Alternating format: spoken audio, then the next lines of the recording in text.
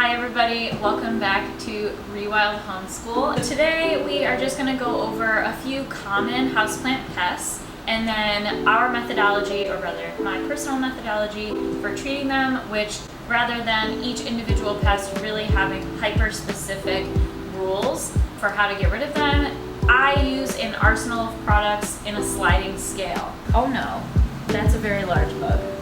There's always a critter. There's always a critter stealing my spotlight.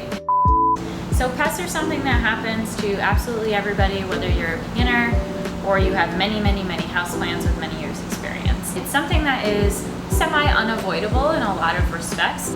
Pests can happen for many different reasons, but some of the most common reasons that pests happen are not enough light, which then generally leads to overwatering, not having sufficient drainage on your plants, and not cleaning your plants often enough. So first things first, definitely want to make sure that you have an appropriate medium of soil in your plants. I always like to add a little bit more porosity to my soil, whether that be vermiculite, perlite, or Bryce Halls, which is what we use in the store, just to add aeration to the soil and always kind of come from a place of being in control of that moisture level. Second way to combat that is to also always have a hole in the bottom of your pot. That's not always necessary for every type of plant. It's not always going to be available in every type of decorative planter, but as I've had a lot of houseplants, my personal recommendation is to always just have a pot with a hole.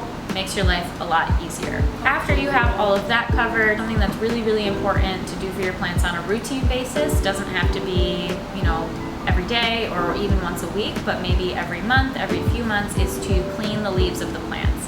So cleaning your plant is really going to replace what would be rain in its natural environment. It never rains in our homes, so we do have to do something to simulate rain, which is going to clean off all of the leaves.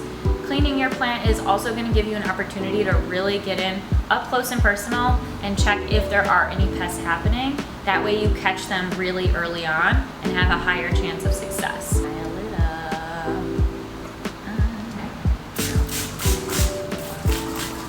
be hilarious if that was in slow motion. Yeah. Whoa. I always like to use a paper towel to wipe off my plants so that with each leaf or each few leaves, I'm using a brand new paper towel. That way, if there are any pests on this plant, I'm not transferring them from infected leaves to new leaves, and I'm not transferring them from an infected plant to a healthy plant. What?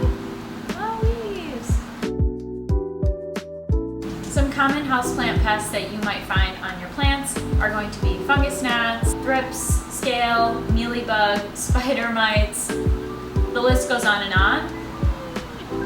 Those are definitely the most common ones that people complain about when they come into the store. Typically, those are going to be the ones that crop up during transition seasons, especially, and during the first few weeks that you have your plant as it's acclimating to your space. All right, so when I say sliding scale, what I basically mean is that when you first notice a pest on your plant, you really want to make sure that you thoroughly check under and over each individual leaf and the soil and the bottom of the pot to make sure you understand the full scope of the pest. If, for example, the pest is only on one solitary leaf, you might want to treat that leaf or even just snip it off entirely and get rid of it before using like a gentle preventative. However, if the pest has invaded most of your plant and can be found almost everywhere on it, that's when you really want to utilize a more diesel solution, a higher power solution. So our scale is going to go from super gentle Castile Soap, which I usually use a few tablespoons in a water bottle such as this. Castile Soap is an all-natural soap that is not harmful to runoff in the environment, but I also find that it has a high lye percentage, so it's really effective at getting rid of anything on your plants that you don't want to be there. Nature. And then hydrogen peroxide, which you usually want to dilute in a water bottle such as this. Old reliable. Typically you want to dilute really anything that you're putting in your plants at least by 50% or at least by 75%. You can just use hydrogen peroxide from the pharmacy, and then you're just going to want to pour it into the soil, and also you can spray the leaves down. So just pour pour it in. And you should hear that little hydrogen peroxide pop. It's oxygenating the soil, and it's also going to kill anything that's in there, disinfect it. Then on the sliding scale, we have neem oil, which most people are very familiar with. It is all natural, however, I would still use a little caution and dilute it. The only time I would use full strength neem oil is really if you have like a spider mite infestation or something to that effect that's starting to be pretty moderate in spread. There's a ladybug here too, I got distracted. Okay. Get out of here. So let's say you have an infestation that's pretty much all over the plant. Maybe you have a lot of fungus gnats in there, maybe you have a ton of webbing and spider mites, maybe there's a lot of scale. I would recommend just going for something that's going to be extremely effective, especially after the least amount of uses, which is going to be an insecticidal soap.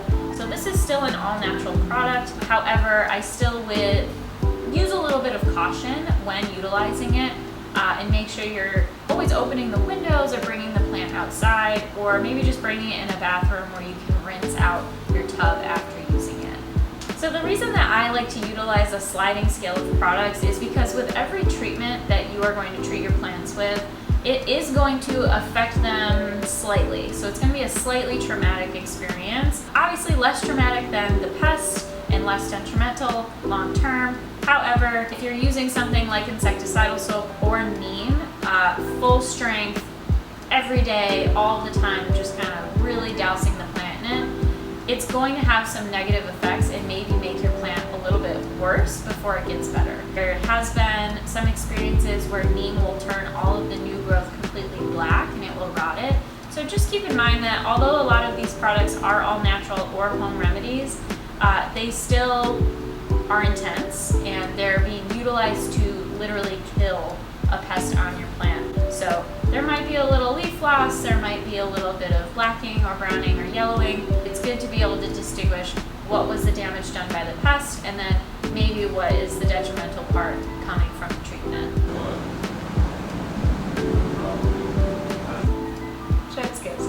I hope this was a helpful run through of a few products to keep in your arsenal should you ever have to deal with any kind of common houseplant pest. Stay tuned for some tips and tricks on how to deal with each pest